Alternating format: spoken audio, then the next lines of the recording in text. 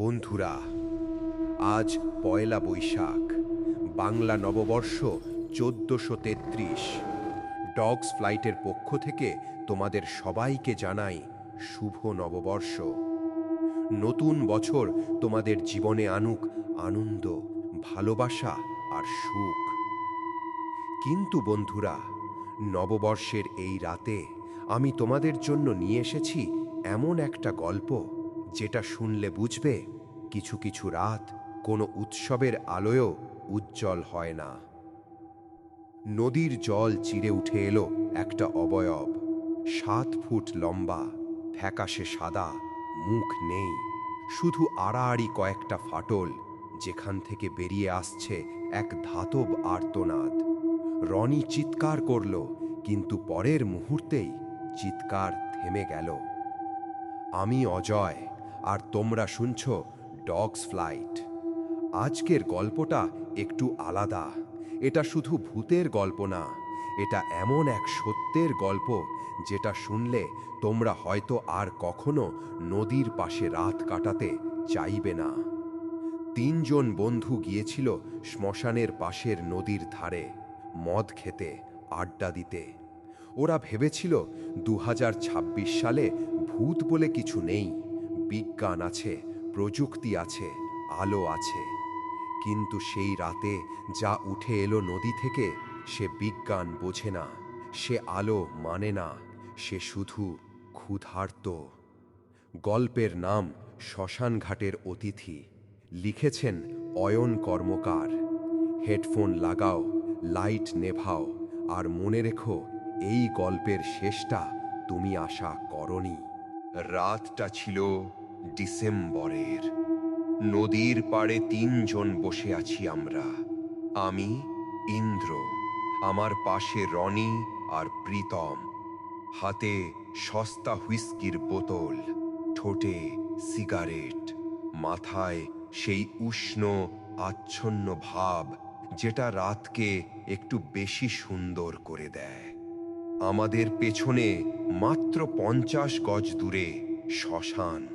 চিতার কমলা আলো মিটমিট করে জ্বলছে, ধোঁয়া উঠছে আকাশে, কাঠ পোড়ার গন্ধ বাতাসে ভাসছে।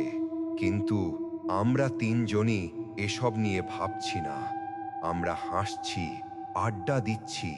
2026 সালের 3টে মডার্ন ছেলে যারা প্রেতাত্মায় বিশ্বাস করে না। রনি বোতলটা হাতে নিয়ে শ্মশানের দিকে তুলে ধরল। এই মৃতেরা, যদি সত্যিই থাকো, এসে দেখা দাও, প্রমাণ করো যে এই মহাবিশ্বটা শুধু একটা ঠান্ডা যন্ত্র নয়। আমি হাসলাম, প্রীতম হাসল না। বোকামি করিস না রনি, সে বলল। তার গলাটা একটু নিচু। চায়ের দোকানের বুড়ো আমাকে বলেছিলেন এই নদীর এই বাঁকে রাতে বসা ঠিক না, এখানে নাকি ক্ষুধার্তরা অপেক্ষা করে। রনি হো হো করে হেসে উঠল। ক্ষুধার্তরা? চমৎকার! আমার কাছে ঝাল চিপস আছে, দিয়ে দেব। আমিও হাসলাম, কিন্তু প্রীতম চুপ করে রইল, তার চোখ নদীর দিকে। ওটা শুনতে পাচ্ছিস? সে ফিসফিস করে বলল। কি? ওই ভেজা শব্দটা, যেন কেউ একটা ভারী ভেজা কিছু কাঁদার ওপর টেনে নিয়ে যাচ্ছে। রনি বলল, ওটা নলখাগড়ায় জলের ঢেউ। না, প্রীতম ইশারা করল। নদীর দিকে দেখ, জলের ওপরিভাগে কিছু একটা আসছে, মাছ হওয়ার জন্য অনেক বড়। আমি উঠে দাঁড়ালাম। চাঁদের আলোয় নদীর জল রূপোলি দেখাচ্ছিল, কিন্তু সেই রূপোলি জলের মধ্যে একটা ফ্যাকাশে আকৃতি ধীরে ধীরে তীরের দিকে আসছে। কোনো কুকুর হবে, আমি বললাম, কিন্তু আমার পেটের ভেতরে কেমন যেন একটা মোচড় উঠল। রনি সোজা হয়ে বসল, তার কণ্ঠে নেশার আচ্ছন্নতা উবে গেছে। ইন্দ্র, ওটার রং দেখ, একদম ফ্যাকাশে, আর ওটা স্রোতের উল্টো দিকে আসছে। বাতাস হঠাৎ ঠান্ডা হয়ে গেল। তখনই আমার নাকে এলো গন্ধটা, তামার মতো আর পুরনো বদ্ধ জলের গন্ধ, যেন 1 শতাব্দী ধরে সিলগালা করা কোনো জায়গা থেকে বেরিয়ে এসেছে। আমি সেই গন্ধ আগে কখনো পাইনি, কিন্তু কোথাও যেন মনে হলো এই গন্ধ চেনা উচিত ছিল। প্রীতম চিৎকার করে উঠল। নদীর অন্ধকার জল চিরে একটা অবয়ব উঠে এলো।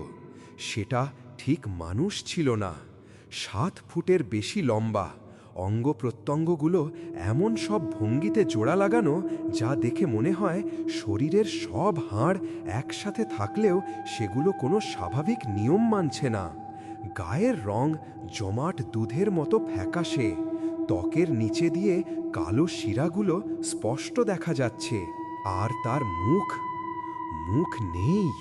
যেখানে মুখ থাকার কথা সেখানে শুধু কয়েকটা আড়াআড়ি ফাটল, চোখের জায়গায় দুটো ঘোলাটে গহ্বর। এটা কি? রনির গলা কাঁপছে। কেউ কি স্যুট পরে আছে? কোনো তামাশা? স্যুট হওয়ার জন্য ওটা অনেক বড়, আমি ফিসফিস করলাম। প্রাণীটা কাদামাটির তীরে উঠে এলো। তার নড়াচড়া ছিল অদ্ভুত, ঝাঁকুনিপূর্ণ, খাপ ছাড়া, যেন কোনো ভুল গতিতে চালানো ছবি। রনি কাছের একটা কাঠের টুকরো হাতে তুলল। পিছিয়ে যা, আমার কাছে ফোন আছে, সব রেকর্ড হচ্ছে। প্রাণীটা থামল না, তার মুখের ফাটলগুলো কাঁপতে শুরু করলো। ভেতর থেকে বেরিয়ে এলো এক তীক্ষ্ণ ধাতব আর্তনাদ, যা শুনে মাড়ির হাড় পর্যন্ত টনটন করে উঠল। পালাও! প্রীতম চিৎকার করল, কিন্তু তার পা আর চলল না। পরের মুহূর্তে প্রাণীটা রনির সামনে, কোনো দৌড় ছাড়াই কেবল হাজির হয়ে গেল। রনি কাঠের টুকরো দিয়ে আঘাত করল, প্রাণীটা সেটা এক হাতে লুফে নিল। শুকনো ডালের মতো ভেঙে গেল কাঠটা। দোহাই তোর! রনি চিৎকার করল। প্রাণীটার হাত এগিয়ে গেল।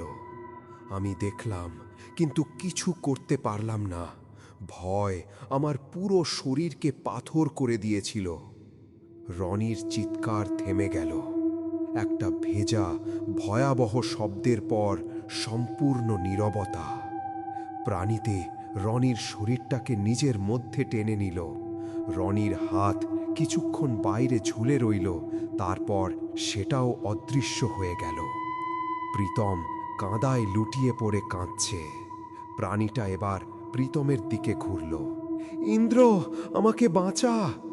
আমি হাতের কাছে হুইস্কির বোতলটা তুলে নিলাম। প্রাণীটার দিকে ছুটে গেলাম, সজোরে আঘাত করলাম। বোতলটা ভেঙে চুরমার হয়ে গেল। কাঁচ আমার হাত কাটল। প্রাণীটা বিন্দু মাত্র টলমটল না। সে প্রীতমের কানের কাছে তার মুখটা নামিয়ে আনল। একটা গুনগুন শুরু করল, এতটাই তীব্র যে আমার নিজের মাখার খুলির ভেতরটা কেঁপে উঠল। প্রীতমের চোখ থেকে রক্ত ঝরতে শুরু করল। তারপর প্রাণীটা প্রীতমের মাথাটা ধরল, মোচড়াতে শুরু করল, খুব ধীরে, অত্যন্ত সুপরিকল্পিতভাবে। থামো, দয়া করে থামো! আমি চিৎকার করলাম, কিন্তু থামল না। প্রীতমের শেষ চিৎকারটা কান ফাটিয়ে দেওয়ার আগেই হঠাৎ সব নিস্তব্ধ। প্রীতমের নিথর শরীরটা কাদায় করে রইল। প্রাণীটা এবার আমার দিকে ফিরল। আমার হাতে ভাঙা বোতলের মুখ, বুকের ভেতর হৃৎপিণ্ড যেন ছুটে বেরিয়ে আসতে চাইছে। কথা বলার চেষ্টা করলাম, চিৎকার করতে চাইলাম, মুখ দিয়ে শব্দ বেরোলো না। সে এক পা এগিয়ে এলো।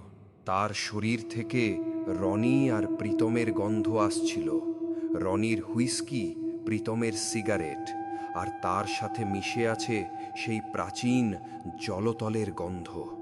সে তার একটা সরু দীর্ঘ আঙুল আমার গলায় ছোঁয়ালো। সেই শীতলতা ছিল হাড় হিম করা। মনে হলো তরল বরফ ঢেলে দেওয়া হচ্ছে আমার গলার ভেতর। আমার স্বরতন্ত্রী কুঁকড়ে গেল। চোখের সামনে পৃথিবীটা সাদা হয়ে গেল।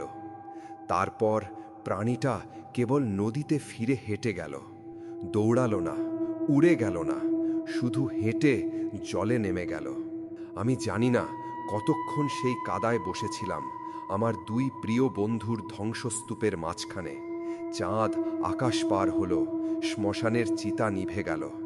ভোর হওয়ার আগে আমি উঠলাম, হাঁটতে শুরু করলাম, ফিরে তাকালাম না। শেষমেশ মুন সড়কে এলাম।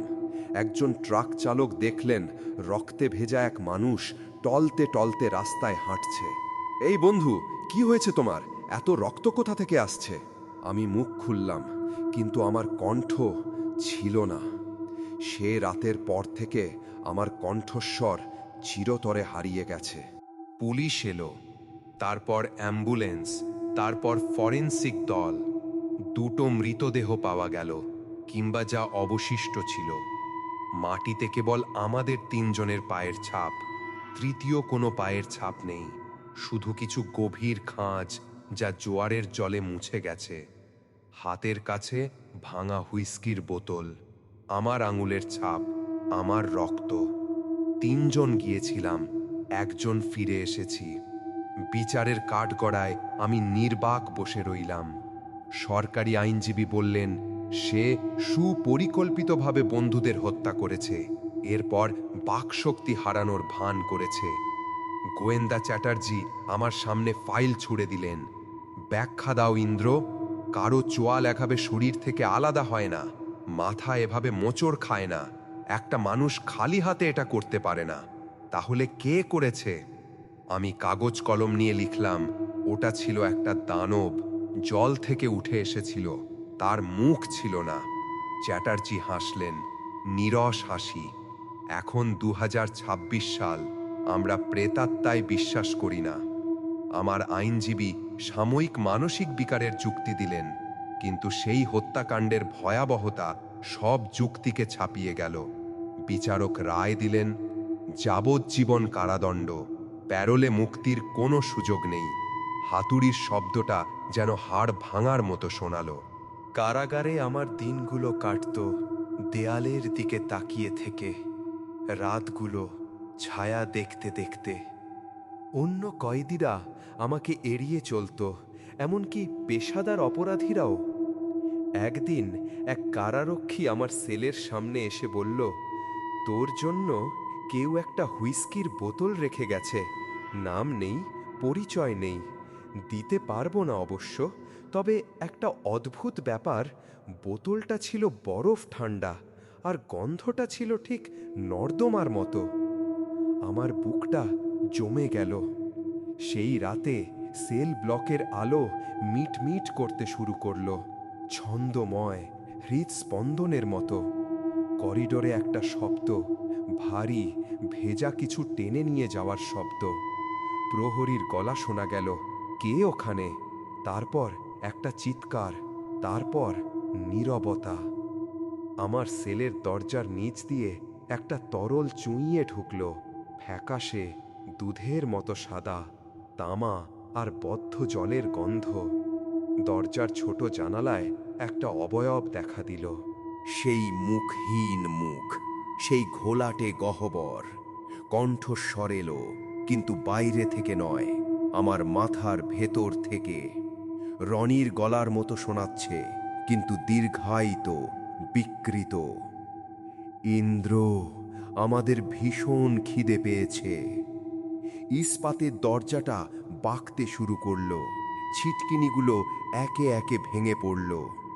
প্রাণীটা সেই সংকীর্ণ খাঁক গলে ঢুকল, তার শরীরটা অদ্ভুতভাবে মোচড় খাচ্ছিল, প্রয়োজন মতো সংকুচিত হচ্ছিল। সে আমার সেলে দাঁড়িয়ে, 7 ফুট, ফ্যাকাশে, ছিন্ন ভিন্ন নীল ইউনিফর্মের অবশেষে আবৃত, প্রহরীটার। ওরা তোমাকে বিশ্বাস করেনি ইন্দ্র, সে ফিসফিস করল। 2026 সালের এই পৃথিবী কত উজ্জ্বল আর কত অন্ধ। সে তার দীর্ঘ আঙুল আমার দিকে বাড়িয়ে দিল।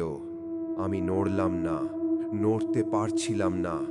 কিন্তু সত্যি কথা বলতে, এই মুহূর্তের জন্যই আমি অপেক্ষা করছিলাম, নদীর পাড়ের সেই রাতের পর থেকে, কারণ আমি জানতাম সে ফিরে আসবে। সত্তাটির মুখ খুলে গেল। এসো, তোমাকে দেখানোর মতো আরো অনেক কিছু আছে। পরদিন সকালে প্রহরীরা দেখল সেলটা শূন্য। ইস্পাতের দরজা দুমড়ে মুচড়ে গেছে। ইন্দ্রের কোনো চিহ্ন নেই। মেঝেতে কেবল সেই ফ্যাকাশে তরলের ছোপ, আর বিছানার মাঝখানে একটিমাত্র মানুষের চোয়ালের হাড়। পুলিশের নথিতে লেখা হলো পলাতক কয়েদি, ধারণা করা হচ্ছে নিকটবর্তী নদীতে ডুবে মৃত্যু। কেস বন্ধ। কিন্তু মাঝে মাঝে শ্মশানের পাশের নদীর তীরে যারা রাত কাটায় তারা অদ্ভুত শব্দ শোনে। নলখাগড়ার ভেতর থেকে ভেজা শব্দ, তীক্ষ্ণ ধাতব এক আর্তনাদ, যেন কোনো কণ্ঠস্বরহীন মানুষ চিৎকার করার চেষ্টা করছে। আর যদি কেউ নদীর জলের দিকে মনোযোগ দিয়ে তাকায়, দেখতে পাবে এক দীর্ঘ ফ্যাকাশে অবয়ব, যার শরীরে অনেক চোখ, যার ক্ষুধা আদিম, যাকে ভয় পেতে আধুনিক মানুষ ভুলে গেছে। 2026 সালের পৃথিবী নিজের গতিতে এগিয়ে চলল। আকাশে ড্রোন উড়ল, বৈদ্যুতিক আলো জ্বলল, আর পৃথিবীর সেই অন্ধকার কোণে ক্ষুধার্ত সত্তানা অপেক্ষা করতে থাকল পরবর্তী সংশয়বাদীর জন্য।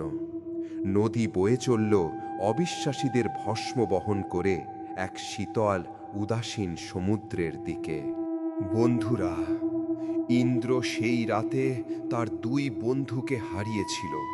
তারপর হারিয়েছিল তার কণ্ঠস্বর, তারপর হারিয়েছিল তার স্বাধীনতা, আর শেষে নিজেকে। কিন্তু সবচেয়ে ভয়ঙ্কর কথা হলো, সে যা বলতে চেয়েছিল কেউ বিশ্বাস করেনি। কারণ এটা 2026 সাল। আমরা প্রেতাত্মায় বিশ্বাস করি না, কিন্তু অন্ধকার কারো অনুমতি নিয়ে আসে না। আর সেই ক্ষুধার্তরা, তারা এখনো অপেক্ষা করছে নদীর সেই বাঁকে। এই ছিল শ্মশানঘাটের অতিথি, লেখক অয়ন কর্মকার, আমি অজয়। আর হ্যাঁ বন্ধুরা, আজ পয়লা বৈশাখ, নতুন বছরের শুরুতে এই গল্পটা তোমাদের সাথে শেয়ার করতে পেলে ভালো লাগলো। কারণ নতুন বছর মানে শুধু আনন্দ নয়, নতুন বছর মানে নতুন গল্প। আর ডগস ফ্লাইট সেই গল্প বলে যাবে যতদিন তোমরা শুনবে। ভালো লাগলে লাইক করো, বন্ধুদের সাথে শেয়ার করো, আর সাবস্ক্রাইব করো ডগস ফ্লাইট। বেল আইকন চাপতে ভুলো না। পরের গল্পে দেখা হবে। ততক্ষণ ভালো থেকো। শুভ নববর্ষ। আর আজ রাতে নদীর পাশে যাওয়ার দরকার নেই।